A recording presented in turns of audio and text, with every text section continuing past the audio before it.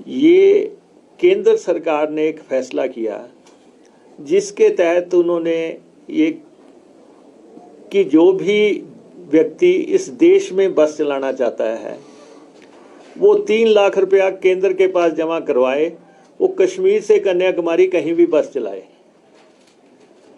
अब लोग 3 लाख रुपया केंद्र के पास जमा कराते हैं और वो बस लेके सड़क पे आ जाते हैं, और उससे जो है हमारी बसेस को तो सारे प्रॉपर टैक्स देना पड़ता है। हम चंडीगढ़ का टैक्स भी देते हैं, हम पंजाब का भी देते हैं, हम हरियाणा का भी टैक्स देते हैं, हम दिल्ली का भी टैक्स देते हैं।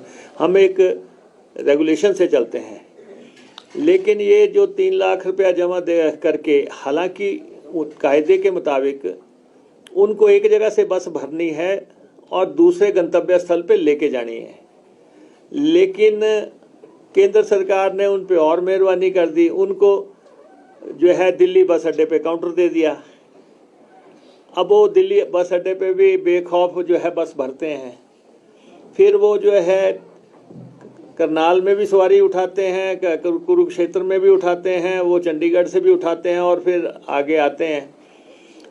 यहाँ हम जब उनको रोकने का प्रयास करते हैं तो यहाँ विपक्ष के लोग कहते हैं टूरिज्म को नुकसान हो रहा है।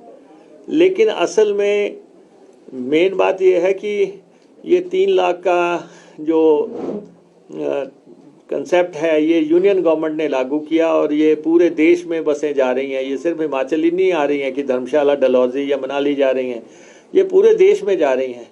अच्छा, ये अगर ये काउंटर पे बस 2 बसें लगाते हैं, अगर इनकी एक भरी तो ये तो दोनों बसों की सवारी एक में डालते हैं और कहते हैं कि चलो। फिर ये किराए का भी उसी में तय कर लेते हैं कि अभी किराया हमें 700 लेना है, अभी हमने 600 लेना है, अभी 800 लेना है। हमारी बसें रेगुलेशन से चलती हैं। हमारा ड्राइवर को ये अधिकार नहीं है कि वो टिकट का जो है कोई आकार बदल दे। उसको तो वही लेना पड़ेगा जो है तयशुदा मानकों के द्वारा लेना है।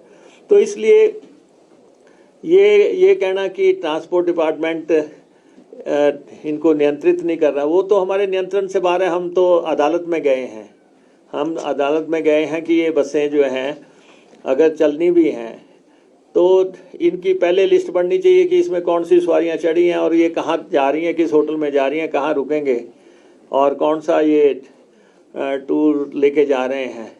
लेकिन अब वो पूरे देश में ही इस ढंग से जो है उनका प्रचलन हो गया। उनका कोई रोक परमिट नहीं है।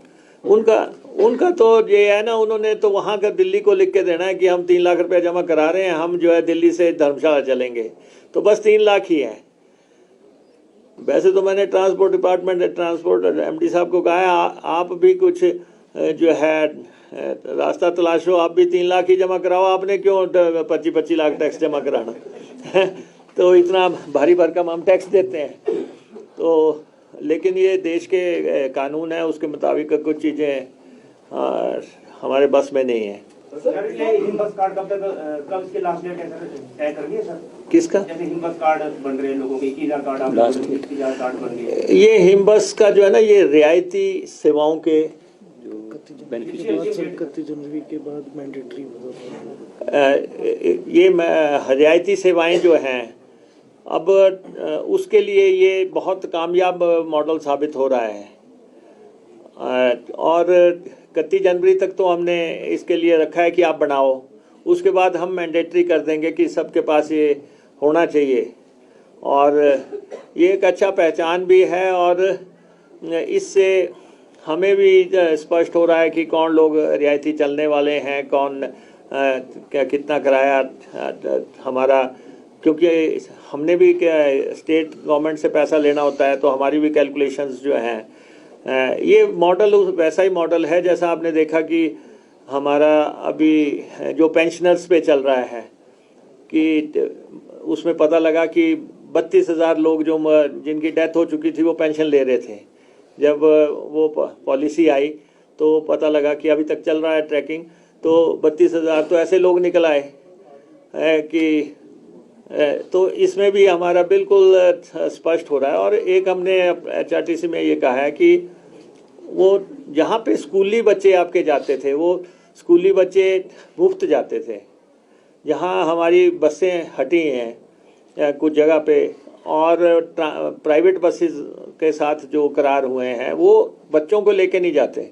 तो हमने कहा कि जो स्कूली बच्चे हमारा जिम्मा है कि वो स्कूल पे ढंग से पहुँचे, समय पे पहुँचे, तो वो हम द्वारा कैलकुलेट करा रहे हैं कि जहाँ भी 10 बच्चे से ज़्यादा कहीं बच्चे परेशान हो रहे हैं एक जगह पे, वहाँ बस नहीं आ रही है, वहाँ बसों को कैसे हमने चलाना है, उस मॉडल पे भी हमारा HRTC वर्क करेगा ताकि किसी को जो महिलाएं हैं, जो मतलब आम महिला है जो रियायती नहीं